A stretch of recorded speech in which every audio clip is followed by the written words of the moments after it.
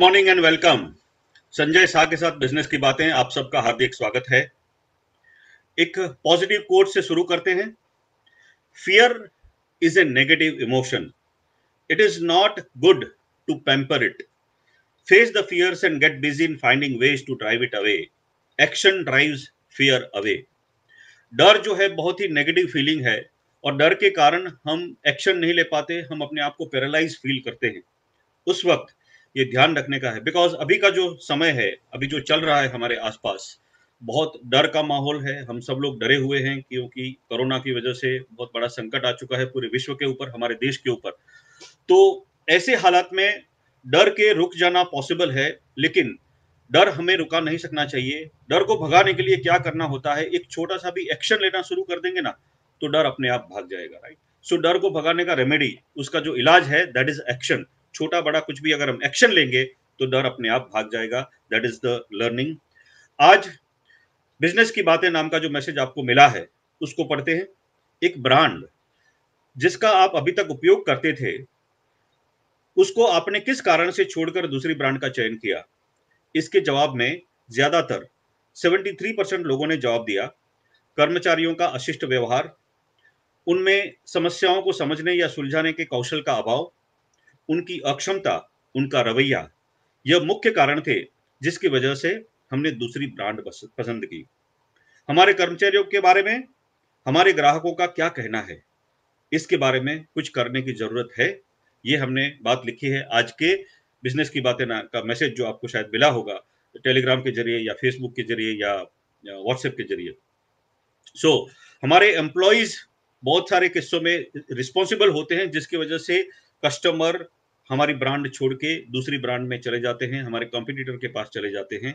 और ऐसा क्यों होता है? क्योंकि एम्प्लॉय मोटिवेटेड नहीं होता। तो हम कल से बात कर रहे हैं कि एम्प्लॉयज को मोटिवेट कैसे करना है। कल जो हमने बात की थी उसका एक क्विक रिकैप करते हैं।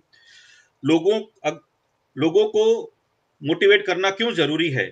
क्योंकि अगर एम्प्लॉय मोटिवेटेड नहीं होगा तो उसकी बहुत भारी कीमत कंपनी को चुकानी पड़ती है। बहुत लॉस होता है कंपनी को अगर डीमोटिवेटेड अपना स्टाफ रहेगा तो। सबसे बड़ा मोटिवेशन होता है कंपनी व्यक्ति का खुद का काम। उसका जो काम है अगर उसकी पसंद का होगा तो वो पर्सन हमेशा मोटिवेटेड रहेगा। दूसरा हमने देखा कि मीनिंगफुल वर्क, अगर उसको काम में कुछ अच्छा दिखता है, कुछ बड़ा सहयोग देने की भावना दिख रही है, तो वो पर्सन बहुत अच्छी तरह से काम करेगा। सो मीनिंगफुल वर्क एक दूसरा मोटिवेशन होता है। तीसरा, उसको अगर अप्रिसिएशन मिलता है, रिकग्निशन मिलता है, तो भी पर्सन बहुत मोटिवेटेड होकर काम करेगा। और चौथा, लोगों को मोटिवेट करने के लिए कंपनी में हमें रेगुलरली कुछ ना कुछ ट्रेनिंग करते रहना चाहिए, लोगों को डेवलप करते रहना चाहिए, उसके पीछे थोड़ा समय और शक्ति और संपत्ति का स्पेंडिंग करना चाहिए। तो ये चार चीजों के बारे में हमने कल बात की थी। अभी और कुछ तीन चार चीजों के बारे में बात करेंगे कि लोगों को हम कैसे मोटिवेट कर सकते हैं, अपने स्टाफ को। नेक्स्ट चीज जो हमें ध्यान रखनी है, that is about work and life balance. जिस तरह से हम बिजनेस ओनर हैं, सिर्फ हमारा कारोबार ही हमारा जीवन नहीं है। हमें पता है कि इस कारोबार के अलावा भी हमारा जीवन है। हमें अपने स्वास्थ्य का ध्यान रखना है, हमें अपने परिवार का ध्यान रखना होता है, सोशली हमारी कुछ रिस्पॉन्सिबिलिटी होती है, कुछ कमिटमेंट्स होते हैं। तो ये सारी चीजें जो हमारे लिए लागू पड़ती हैं, हमारे लोगों को भी लागू पड़ती है ना, राइट। सो उनके भी स्वास्थ्य का उन्हें ध्यान रखना है, उनका परिवार है, उनके भी कुछ सोशल रिस्पॉन्सिबिलिटीज है। इस चीजों के बारे में हमें बहुत जागरूक रहने की जरूरत है कि हमारे जो लोग हैं वो उनके जागरूक समय का बहुत बड़ा हिस्सा हमारी कंपनी में स्पेंड करते हैं। देखिए, 8 10 12 घंटे की ड्यूटी होती है, उसके अलावा आने जाने का समय वगैरह। सो 12 या 14 घंटे वो लोग हमारे बिजनेस के ऊपर स्पेंड करते हैं, हमारे काम में देते हैं। घर पे सिर्फ सोना और थोड़े ही जागरूक आवर्स उनके वहां पे होते हैं। सो इन शॉर्ट के अपने जागरूक समय का ज्यादातर हिस्सा ये लोग हमारे बिजनेस को देते हैं। तो डेफिनेटली उनके जो स्वास्थ्य के रिलेटेड, परिवार के लिए, समाज के रिलेटेड उनके जो कमिटमेंट होंगे, उसके लिए भी उनको काफी समय मिलना चाहिए। ये अगर हम देखेंगे तो उनके जीवन में सिर्फ वर्क नहीं रहेगा, वर्क के अलावा बाकी का जीवन का हिस्सा है, उसके ऊपर भी वो ध्यान दे पाएंगे। और ऐसा अगर वो कर सकेंगे तो ज्यादा मोटिवेटेड रहेंगे। हमें ये याद रखना है कि सिर्फ एम्प्लॉय यहाँ पे मेरी कंपनी में रहे, यहाँ पे ड्यूटी करता रहे, ऐसा करने से ही वो 100% दे सकेगा, ऐसा नहीं है। मान लो कि कोई एक पर्सन आपकी ऑफिस में, आपकी दुकान में, आपकी फैक्ट्री में बैठा है, लेकिन चिंतित है, तो वो क्या अच्छा काम कर पाएगा? नहीं कर पाएगा, राइट। तो हमें ये ध्यान रखने का है कि लोग जो काम करेंगे, अगर खुश होंगे तो ही अच्छी तरह से काम कर पाएंगे। तो इसके लिए उनको थोड़ा सा फुर्सत, राइट टाइम मिले, अगर उनको फ्री टाइम मिले, ये बहुत जरूरी है। उनको इनफ छुट्टियां मिलनी चाहिए, उनको इनफ फ्री टाइम मिलना चाहिए। अब जब भी ये बात आती है तभी एक दूसरा सवाल आता है, और वो राइट सवाल है। ऐसा सवाल आता है कि अगर हम लोगों को छुट्टियां दे देंगे तो बहुत सारे लोग छुट्टियां उसको मनाने में लग जाएंगे और काम पे नहीं आएंगे। It is possible, right? देखो, तो रूल होने चाहिए कि नहीं, ये सवाल होता है। सवाल एकदम सही है। बिकॉज रूल्स क्यों होते हैं? हर एम्प्लॉय, हर कंपनी के अंदर सपोज 100 एम्प्लॉयज हैं, हर कंपनी में मैंने देखा है कि 10 to 20% एम्प्लॉयज ऐसे होते हैं जिनको काम करने का एटीट्यूड होता ही नहीं है। They just want to spend hours. 10 बजे से 7 बजे का टाइम है, तो वो सिर्फ 9 घंटे वहां पे कैसे गुजारने का है, वो खाली टाइम, हाजिरी अपना लिखाने के लिए वहां पे आ रहे हैं। तो ऐसे जो नेगेटिव एटीट्यूड के लोग हैं, उनको समयबद्ध करने के लिए ये सारे टाइमिंग के या इतनी छुट्टियां मिलेंगी वगैरह वगैरह नियम रखे जाने पड़ते हैं, क्योंकि नहीं रखेंगे तो ये लोग मिसयूज करेंगे। I understand that fully. So जो ऐसे लोग हैं कि जो सिर्फ हाजिरी के लिए आपके बिजनेस में आते हैं, जिनको काम के प्रति कोई रुचि नहीं है, जिनका एटीट्यूड नेगेटिव है, डेफिनेटली उनको नियमों के अनुसार ही ट्रीट करना चाहिए। उनको उतना ही छुट्टी, उतना ही फ्री टाइम मिलना चाहिए, बिकॉज अदरवाइज वो लोग काम करेंगे ही नहीं, because their attitude is negative. लेकिन सारे लोग ऐसे नहीं होते हैं। जो लोग सही हैं, जिनका एटीट्यूड राइट है, जिनको काम करना है, जिनको कुछ करके दिखाना है, ऐसे लोगों को अगर हम उनका वर्क लाइफ बैलेंस करने में हेल्प नहीं करेंगे तो शायद वो पर्सन डीमोटिवेटेड हो जाएगा और अच्छी तरह से काम नहीं कर पाएगा और शायद हमें छोड़ के चला भी जा सकता है। सो कैसे लोगों को आप वर्क लाइफ बैलेंस के लिए उनको कुछ छूट देंगे? ऐसे लोग, उनको जो भी काम दिया गया है वो बहुत अच्छी तरह से करते हैं, बहुत निष्ठा से करते हैं, और उसके लिए घड़ी नहीं देखते हैं, उसके लिए कैलेंडर नहीं देखते हैं कि आज संडे है तो मैं काम पे नहीं जा सकता, नहीं आऊंगा, या इतने बज गए तो अभी भी तो नहीं बैठ सकता, वगैरह वगैरह। सो जो घड़ी नहीं देख के काम करते हैं और जो काम को पूरा करने में हमेशा पूरा तमाम कोशिश लगा देते हैं, ऐसे लोगों को अगर उनके घर के लिए कुछ रिक्वायरमेंट हुआ, अगर उनको अपने स्वास्थ्य के लिए कुछ टाइम का रिक्वायरमेंट हुआ, या उनकी सोशल रिस्पॉन्सिबिलिटी कहीं पे उनको कुछ अटेंड करने का है, उसके लिए अगर उनको कुछ फुर्सत चाहिए, थोड़ा टाइम चाहिए, तो वो हमें उनको देना चाहिए। एम्प्लॉय को ऐसा लगना चाहिए कि मेरी जिंदगी में सिर्फ वर्क ही नहीं है, वर्क के अलावा मेरी जिंदगी का बाकी का जो हिस्सा है उसके प्रति भी मेरी कंपनी जागरूक है और उसके लिए मुझे इनफ टाइम देती है, ऐसी फीलिंग हमारे एम्प्लॉय को होनी चाहिए। सो ये वर्क लाइफ बैलेंस मेंटेन करना मोटिवेशन के लिए एक बहुत इंपॉर्टेंट पार्ट है जो हमें ध्यान रखना चाहिए। नेक्स्ट चीज जो हमें ध्यान रखनी है एम्प्लॉय मोटिवेशन के लिए, पॉजिटिव फीडबैक। हर एक पर्सन सीखना चाहता है, इंप्रूव होना चाहता है। हर एक पर्सन को थोड़ा बहुत फीडबैक तो चाहिए कि वो किस तरह से सीख सके, किस तरह से अपने आप को इंप्रूव कर सके, राइट? सो अगर कोई गलती करता है तो हमें उससे बुरा ना लगे, इस तरह से उस गलती के बारे में बताना चाहिए। उसका अपमान ना हो, ये हमें देखना चाहिए। अगर हमें किसी की आलोचना करनी है, किसी को क्रिटिसाइज करना है, तो क्रिटिसाइज कभी भी दूसरे लोगों के सामने ना करो। अगर एक थर्ड पर्सन, एक भी व्यक्ति वहां पे मौजूद है, तो इस तरह से कोई क्रिटिसिज्म नहीं होना चाहिए। अगर हमें किसी को क्रिटिसाइज करना है तो अकेले में बुला के 1 to 1 ही क्रिटिसाइज करिए। हाँ, लेकिन अगर किसी की प्रशंसा करनी है, अगर किसी को अप्रिसिएट करना है, तो सबके सामने करो। जितना इस तरह से बिहेवियर पब्लिकली उनको अगर अच्छी तरह से एनकरेज करेंगे और अप्रिशिएट करेंगे, तो पूरी कंपनी के अंदर एक अच्छा पॉजिटिव सिग्नल जाएगा कि हमारे जो बॉस हैं वो हम अगर कुछ अच्छा करते हैं तो उसको अप्रिशिएट भी करते हैं, और लोग बहुत अच्छी तरह से उस चीज़ को रिसीव करेंगे और मोटिवेटेड हो जाएंगे। सो अगर किसी को क्रिटिसाइज करना है या उसकी गलती के बारे में बताना है, तो प्राइवेट में बताइए, 1 to 1 बताइए, कभी भी पब्लिक के सामने, दूसरे लोगों के सामने ना बताइए। लेकिन अगर किसी ने कुछ अच्छा किया है, उनका प्रशंसा करना चाहते हैं, तो सबके सामने करिए। ये अगर ध्यान रखेंगे तो पॉजिटिव फीडबैक अगर हम बार बार देते रहेंगे तो डेफिनेटली लोग मोटिवेट रहेंगे।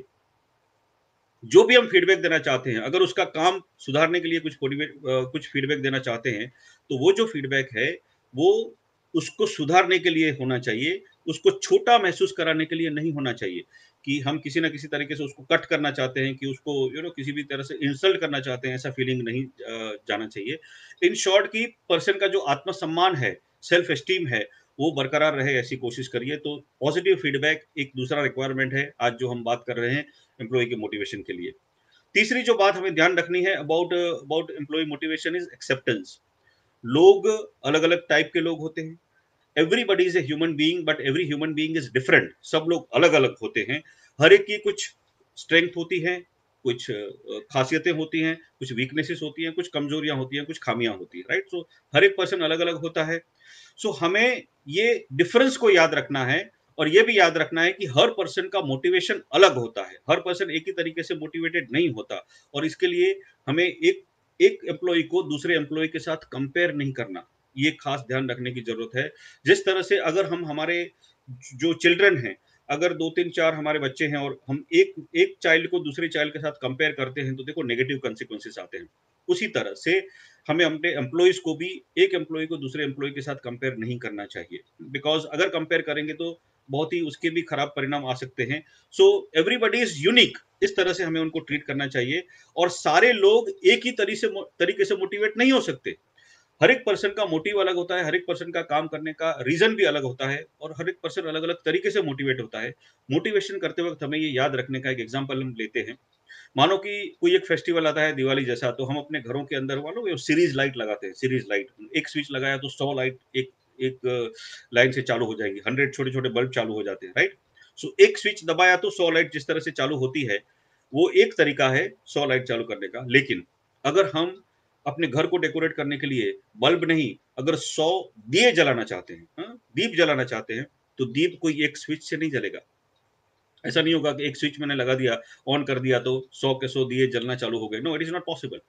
100 के 100 दिए इंडिविजुअली अगर हम जलाएंगे, उनकी ज्योत को प्रगटाएंगे, तभी भी होगा, राइट। तो ये हमें ध्यान रखने का है कि हर एक पर्सन वो 100 लैंप की सीरीज वायर के ऊपर लगी हुई सीरीज वाला पर्सन नहीं है, वो बल्ब नहीं है। हर एक पर्सन एक इंडिविजुअल दिया है, और उसके मोटिवेशन की ज्योत इंडिविजुअली कंट्रीब्यूशन से, इंडिविजुअल कम्युनिकेशन से ही जलेगी। ये हमें ध्यान रखने का है कि हर एक पर्सन एक यूनिक है, और उसके मोटिवेशन के लिए हमें एक व्यक्ति के लेवल पे उससे बात करनी पड़ेगी, उसको समझना पड़ेगा वो पर्सन कैसा है। सो हमारे साथ जो भी लोग काम करते हैं, उनके बारे में थोड़ा अपने को पता चले, ये कोशिश बहुत जरूरी है। एज अ बिजनेस लीडर हमें ये पता होना चाहिए वो पर्सन क्या है, उसकी स्ट्रेंथ, उसकी वीकनेसेस क्या है, उसके सपने कैसे हैं, उसकी जिंदगी की चैलेंजेस क्या है, उसकी फैमिली की लाइफ कैसी है, वो किस चैलेंजेस से जूझ रहा है और क्या करना चाहता है जिंदगी में। तो उसके संजोगों के बारे में कुछ ना कुछ तो एज ए बॉस हमें पता होना चाहिए, ये बहुत जरूरी है। सो पर्सन जैसे है ऐसे उसको एक्सेप्ट करके, उसके डिफरेंस को, उसकी यूनिकनेस को एक्सेप्ट करके अगर हम उसको ट्रीट करेंगे, उसको किसी के साथ कंपेयर नहीं करेंगे, तो वो पर्सन अच्छी तरह से मोटिवेटेड होकर काम कर सकेगा। तो ये एक चीज याद रखनी है, acceptance, that is the third thing जिसके बारे में हमने आज बात की। और चौथी है उसका आत्मसम्मान, रिस्पेक्ट। पर्सन वहीं पे काम करना पसंद करता है जहां पे उसका रिस्पेक्ट मेंटेन होता है। सो हमें ये ध्यान रखना है कि हमारे जितने भी लोग हैं, उस हर एक पर्सन के साथ हम बहुत ही रिस्पेक्टफुली पेश आते हैं, उनका सम्मान करते हैं, और हमारे लोग भी एक दूसरे के साथ रिस्पेक्टफुली बात करें। इस तरह से हमें याद रखना है, ध्यान रखना है। और किसी का भी आत्मसम्मान हर्ट ना हो, हाँ, किसी का भी पर्सनली किसी को हर्ट ना हो, ये खास हमें देखते रहने का है। क्योंकि ये लोग हमारे बिजनेस के लिए बहुत सारा टाइम देते हैं, बहुत सारा सहयोग देने की कोशिश करते हैं, तो उनका रिस्पेक्ट हमें मेंटेन करना ही चाहिए। हर पर्सन के साथ हमें बहुत ही विनम्रता के साथ बात करनी चाहिए। अगर हम गुस्से से बात करते हैं तो सामने वाले पर्सन का मोरल डाउन हो जाता है, और वो अपसेट हो जाता है, वो अच्छी तरह से काम नहीं कर सकता है। सो हमें जितना हो सके तब तक अपने लोगों के ऊपर गुस्सा नहीं करना चाहिए। This is very important, because boss का गुस्सा एम्प्लॉय के मोटिवेशन को खत्म कर देता है। सो हमें ये कोशिश करनी है कि गुस्सा कम से कम हो अपने लोगों के साथ, उनका सम्मान, उनका जो आदर है वो हम मेंटेन कर पाए। अगर हमको गुस्सा आता भी है तो एक लिमिट से उसको क्रॉस ना करें। और वो गुस्सा किस चीज के प्रति होना चाहिए, अगर उस पर्सन ने कुछ गलती की है, तो उस गलती को सुधारने के लिए उसके एक्शन के सामने होना चाहिए, उस पर्सन के सामने नहीं होना चाहिए। गुस्से में हम कुछ ऐसा नहीं बोल देना चाहिए कि तुम ऐसे हो या तुम्हारा ऐसा है, या उसको इंडिविजुअल कोई पर्सनल कमेंट नहीं होनी चाहिए। उसके काम के प्रति, तुमने ये सही नहीं किया है, तुम सही नहीं हो, that is a different thing. तुमने ये सही नहीं किया, दैट इज द स्टेटमेंट। दोनों में फर्क है कि मैंने गलती किया या मैं गलत हूं। देखो, सो ये कम्युनिकेशन हमारी ओर से राइट जाना चाहिए कि अगर हमें गुस्सा करना भी है तो पहले तो पर्सनली 1 to 1 होना चाहिए, वो पब्लिकली नहीं होना चाहिए। और गुस्सा उसके एक्शन के सामने होना चाहिए, उस व्यक्ति के सामने नहीं होना चाहिए। तो ये 4 चीजें हमें याद रखनी है, 4 और चीजें जिसको मैंने आज बात की है। एक तो व्यक्ति का वर्क और लाइफ के बीच में बैलेंस मेंटेन हो, उसके स्वास्थ्य के प्रति, परिवार के प्रति, समाज के प्रति जो रिस्पॉन्सिबिलिटी है वो पर्सन निभा सके, उतना टाइम कम से कम उसको मिले, ऐसी हमें कोशिश करते रहना चाहिए। उसको पॉजिटिव फीडबैक मिले। अगर नेगेटिव फीडबैक हमें देना है तो इंडिविजुअली देना है, पर्सनली वन टू वन मिल के देना है, लेकिन अगर पॉजिटिव फीडबैक देना है तो पब्लिकली दें और बार बार ऐसा पॉजिटिव फीडबैक दें तो पर्सन मोटिवेटेड रहेगा। तीसरा जो बात किया एक्सेप्टेंस का, कि लोग जैसे हैं इस तरह से हर एक की इंडिविजुअलिटी को एक्सेप्ट करें, हर एक की खामियां खूबियां समझ के उनको एक्सेप्ट करें, एक पर्सन को दूसरे के साथ कंपेयर ना करें। और चौथा, उसका आत्मसम्मान मेंटेन रहे, उसका आदर हमेशा बना रहे। इस तरह से हम लोगों के साथ बहुत ही विनम्रता से पेश आए, किसी के साथ गलत एंगर ना करें, गुस्सा ना करें। ये चार चीजों का ध्यान रखेंगे तो लोगों का मोटिवेशन मेंटेन रहेगा। मोटिवेशन के बारे में कुछ और बातें हम बात करेंगे, इसके पहले जीवन यात्रा की कुछ बातें। जीवन हमारा ईश्वर से मिली हुई एक बहुत ही कीमती गिफ्ट है, ये हमने बात की। ये गिफ्ट हम बार बार भूल जाते हैं कि ये हमको गिफ्ट मिली है, लेकिन कुछ ऐसे संजोग हो जाते हैं, कुछ ऐसी चीजें होती है जीवन में जिसकी वजह से हमें याद आ जाता है कि यस, हमारा जीवन कितना कीमती है, हम जीवित हैं, हम जीवंत है, ये कितना एक बहुत बड़ा आशीर्वाद है, कितनी बड़ी गिफ्ट है, ये कभी कभी हमको याद आ जाता है। ऐसा एक स्टोरी में कहता हूँ, ऐसा जब होता है तभी हमको सारी वास्तविकताएं याद आ जाती हैं। ऐसा हुआ था कि अफ्रीका के जो कुछ देश हैं, like Rwanda and Nigeria, Sudan, ऐसे कुछ देश हैं जहाँ पे बहुत ही भूखमरा है, जहाँ पे स्टारवेशन है, लोगों को खाने के लिए मिलता नहीं है, वहाँ पे लोग भूख से मर रहे हैं। तो ऐसे प्रदेशों की जो स्थिति है, इसके बारे में पूरे विश्व को पता चले, इसके लिए कुछ जर्नलिस्ट वहाँ पे गए थे, अपने मैगजीन या अपने टीवी के न्यूज़पेपर के कवरेज के लिए, एक रिपोर्ट स्टोरी बनाने के लिए। तो वहां पे एक फोटो जर्नलिस्ट इस तरह से कुछ फोटो निकाल रहा था अपने मैगजीन में भेजने के लिए, कि यहाँ पे क्या हालात हैं, वो उसको रिपोर्ट करना था। तो वो फोटो निकालते वक्त उसने उसने देखा कि एक जमीन के ऊपर एक लड़की सोई हुई है, 5-6 साल की छोटी सी लड़की है, एकदम कंगाल हो चुकी है, एकदम बीमार जैसी है और ऑलमोस्ट मरी हुई है, मरी नहीं है लेकिन ऑलमोस्ट मरी हुई है, मरने की तैयारी में है, मान लो उस तरह से। और उसके ऊपर एक एक गीध कंटिन्यूअसली जो ऊपर घुमरा रहा है, और ये वेट कर रहा है जिस तरह से कि कभी ये मरेगी ये लड़की और इसको मैं उठा लूंगा, क्योंकि मरेगी तो मैं उसको उठा लूंगा, इस तरह से। तो ये दोनों चीजों को उस फोटो जर्नलिस्ट ने अपने फोटो में कैप्चर किया, ये सोच के कि मैं इस फोटो के द्वारा एक स्टोरी जो लिखना चाहता हूँ, एक रिपोर्ट लिखना चाहता हूँ, उसके द्वारा बाहरी विश्व को पता एक देना चाहता हूँ, इन्फॉर्म करना चाहता हूँ कि देखो, हम लोग जो विकसित देशों में या विकासशील देशों में जो देख रहे हैं, हमको शायद पता नहीं है कि हमारे ही विश्व में कुछ ऐसी कंट्रीज है जहाँ पे ऐसी खराब हालत है कि लोग मर रहे हैं भूखमरे से। सो इस वास्तविकता का एक सीन दिखाने के लिए उसने ये फोटो निकाला। और फोटो निकालने के बाद उसने उस लड़की को पूछा, अभी ये 5-6 साल की लड़की है, उसको पूछा कि बेटा तुझे बड़ा होके क्या बनना है। अब सोचिए, 5-6 साल का एक लड़का या लड़की है, उसको अगर कोई पूछेगा कि तुझे बड़ा होके क्या बनना है, तो वो लड़की या लड़का क्या जवाब देगा? जनरली क्या जवाब देगा? मुझे डॉक्टर बनना है, मुझे क्रिकेटर बनना है, पायलट बनना है, या वॉट एवर, उसकी समझ में जो आया होगा, ब्यूटी क्वीन बनना है, दिस दैट, उसकी समझ में जो वहां पे आया होगा उस एज में, वो बताएगा। वो लड़की उतना ही बोलेगी ना कि मुझे ये बनना है। लेकिन ये जो अफ्रीका की 4-5 साल की लड़की है, उसको फोटो जर्नलिस्ट ने जब ये पूछा कि तुझे बड़ा होके क्या बनना है, तो क्या जवाब दिया मालूम है उस लड़की ने? उसने बोला, बड़ा होके मुझे जिंदा रहना है। और ये जवाब वो फोटो जर्नलिस्ट ने एक्सपेक्ट नहीं किया था, उसने ये नहीं सोचा था कि ऐसा जवाब मिलेगा। तो एक शौक लगा उसको, और फिर उसको धीरे धीरे समझ में आने लगा कि हम लोग जो बाहरी दुनिया से हैं, जो विकासशील या विकसित देशों में हैं, शायद हमको कुछ वास्तविकताओं से कभी परिचय ही नहीं हुआ है, क्योंकि हमारे इसी विश्व में कुछ ऐसे लोग हैं जिनको पता नहीं है कि अगली 1 घंटे के बाद, अगले 1 दिन के बाद वो जिंदा रहेंगे कि नहीं। उनकी वास्तविकता इतनी खराब है, उनके संजोग इतने खतरनाक हैं कि जिंदगी कभी भी उनको धोखा दे सकती है, कभी भी वो मर सकते हैं, and we are not aware of this, हमको पता ही नहीं है। सो ये जब मैंने पढ़ा, तभी मुझे लगा कि यस, हम भी किस तरह से देखो अपनी जिंदगी को टेकन फॉर ग्रांटेड ले रहे हैं। इस तरह से जब अपने को पता चलता है कि लोग अपनी जिंदगी के लिए कितना जूझ रहे हैं, तभी हमें रियलाइज होता है कि हम जीवंत हैं।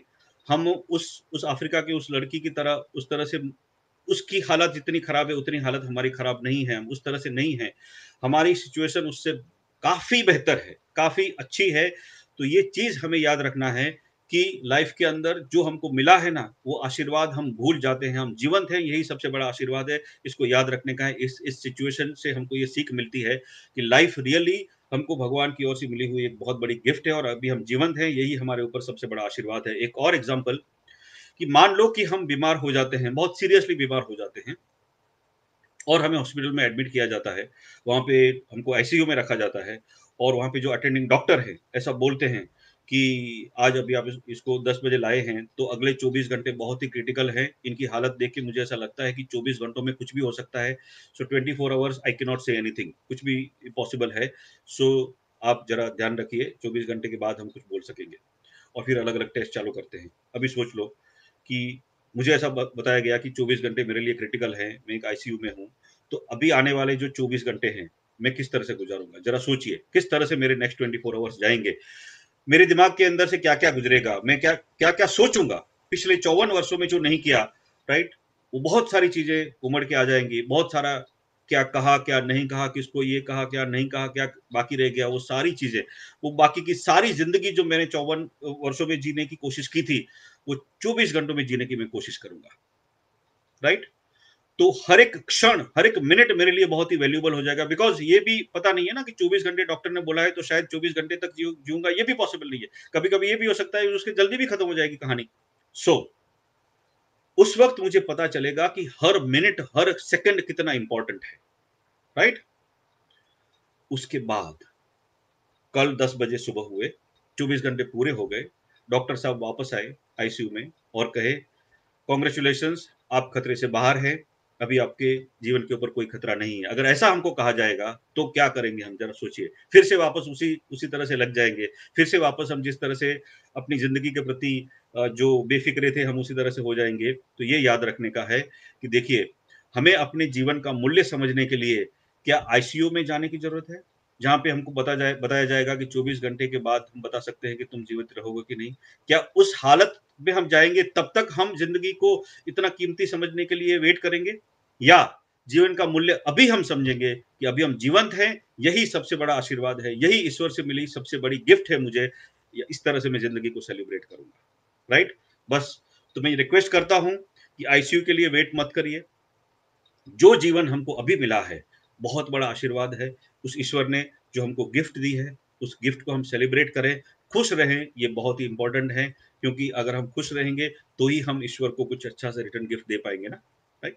बस, तो खुश रहिए, स्वस्थ रहिए, घर पे रहिए, और आपको इस सेशन के बारे में जो भी आपका फीडबैक है प्लीज कमेंट में यहाँ पे लिख के दीजिए, और इसको शेयर करिए आपके बिजनेस सर्कल्स के अंदर, ताकि और लोगों को भी इसके बारे में मार्गदर्शन मिले और उनको भी कुछ इसके बारे में पता चले। आपको मेरे डेली बिजनेस की बातें, मैसेजेस अगर रिसीव करने हैं तो हिंदी बिजनेस गाइड नाम की मेरी टेलीग्राम पे चैनल है, उसको आप सब्सक्राइब करिए। हिंदी बिजनेस गाइड नाम का ये मेरा फेसबुक का पेज है, जहाँ पे अभी आप हो, यहाँ पे भी हम वही टिप्स डालते हैं, बहुत सारे वीडियोस भी मैं यहाँ पे डालता रहता हूँ। प्लस व्हाट्सएप के जरिए अगर आपको ये मैसेज रिसीव करना है तो 9322233323 ये मेरा नंबर है। वहाँ पे आप अपना नेम, सरनेम, सिटी और लैंग्वेज मुझे लिख के भेजिए, ये 4 चीज़ें लिख के भेजिए, व्हाट्सएप के जरिए भेजना, तो हम आपको हमारे डेली मैसेजेस के लिस्ट में ऐड करेंगे और आपको मैसेज मिलना चालू हो जाएगा, राइट। सो बस आज के लिए इतना ही। कल सुबह वापस हम 10 बजे मिलेंगे, बिजनेस के लिए कुछ और बातें करने के लिए, एम्प्लॉय मोटिवेशन के लिए और अपने खुद के मोटिवेशन के लिए भी। सो कल सुबह 10 बजे तक बस। Thank you very much, wish you all the best.